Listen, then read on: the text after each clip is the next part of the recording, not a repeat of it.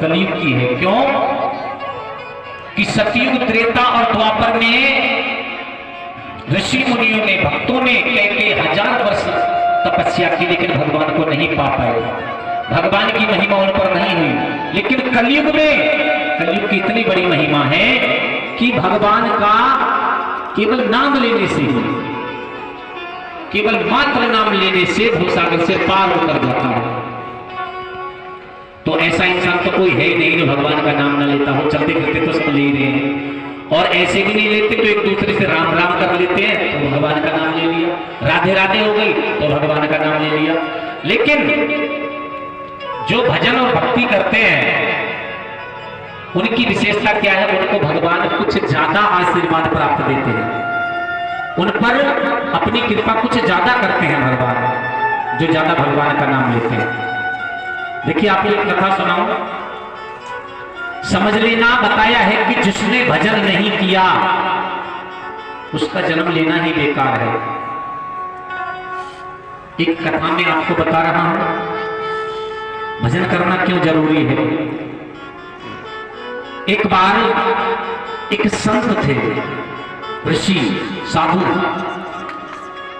और बहुत नई उम्र के थे, बहुत नई उम्र के, जवान अवस्था।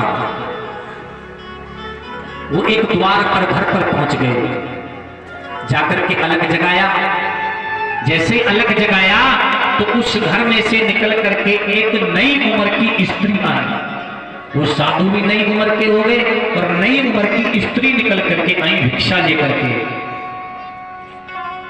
जैसी स्त्री आई और उन स्त्री ने देखा, उस महिला ने देखा, तो साधु से कहा कि इतनी जल्दी, देखिए शब्दों पे ध्यान देंगे, उस स्त्री ने कहा कि इतनी जल्दी। तो संत ने जवाब दिया कि डर लग रहा था।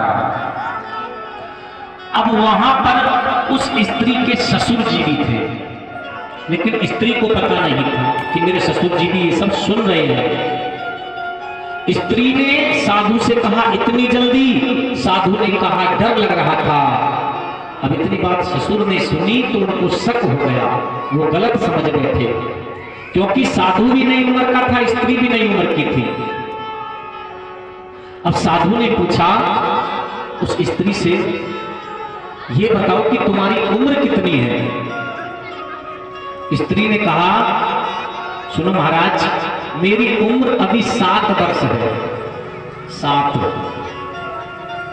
अब ससुर साहब सुन रहे थे, उनको क्रोध आ गया, बोले कम से कम 25 वर्ष की है, लेकिन 7 वर्ष उम्र बता रही है, ऐसा क्यों? फिर साधु ने पूछा कि ये बताओ तुम्हारे पति की उम्र कितनी है? बोले कि 5 वर्ष। अब ससुर जी को और क्रोध आ गया, मेरा बेटा कम से कम 30 वर्ष का है, ये 5 वर्ष का बता रही है। साधु को जाने दे, जब बात करूंगा। साधु ने पूछा तुम्हारी जो सासू मां है उनकी उम्र कितनी है? उस स्त्री ने जवाब दिया कि 2.5 वर्ष। ससुर जी को और क्रोध आ गया कि मेरी पत्नी कम से कम 55 वर्ष की है, बुढ़िया हो चुकी, और ये 2.5 वर्ष बता रही है। देख लूंगा, साधु को जाने दो। साधु ने कहा जो तुम्हारे ससुर जी हैं उनकी उम्र कितनी है? उस स्त्री ने जवाब दिया कि मेरे ससुर का अभी जन्म ही नहीं हुआ, अभी मेरे ससुर का जन्म ही नहीं हुआ। अब इतनी बात को सुन करके तो बहुत क्रोधित हो गए ससुर, बोले अच्छा खासा 60 वर्ष का हूं, यहीं बैठा हूं और ये कह रही है कि अभी जन्म ही नहीं हुआ। और एक गुप्तदान महाकल्याण भगवान की कथा में 50 रुपए का करते हैं दान। भगवान से प्रार्थना मनोकामना पूर्ण सुनी, जय जयकार हो। तो आज उस स्त्री ने कहा कि मेरे ससुर का जन्म ही नहीं हुआ। ससुर साहब को बहुत क्रोध आ गया। थोड़ी देर के बाद साधु चले गए। अब ससुर साहब आए, उन्होंने अपने बेटे को भी बुला लिया, अपनी पत्नी को भी बुला लिया, कहा कि ये जो तेरी पत्नी है इसके लक्षण हमें अच्छे नहीं लगे। सबने कहा क्या हो गया? कि पहले जो इसके मैके वाले हैं उन्हें बुलवाओ, आज पंचायत होगी। सबको बुलवा लिया। बुलवा करके एक पंचायत घर में होने लगी। बोले क्या बात है बताइए, कि अपनी बेटी से पूछो। जो लड़की के पिताजी थे उनसे कहा कि अपनी बेटी से पूछो यहाँ एक नई उम्र का साधु आया। बेटी ने कहा हाँ आया। साधु ने तुझसे कहा, हाँ तूने साधु से कहा कि इतनी जल्दी क्यों कहा तूने? और साधु ने जवाब दिया कि डर लग रहा था। क्यों कहा तूने ऐसा? तो उस स्त्री ने क्या जवाब दिया? उस स्त्री ने कहा कि पिताजी मैंने कहा, लेकिन क्यों कहा जरा आप समझिए। बोले क्यों कहा?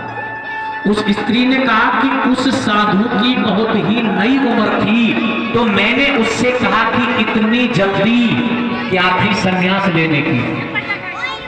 संन्यास लेने के लिए तो अभी काफी उम्र थी तुम्हारी, इतनी जल्दी क्या थी संन्यास लेने की? तो साधु ने क्या जवाब दिया कि डर लग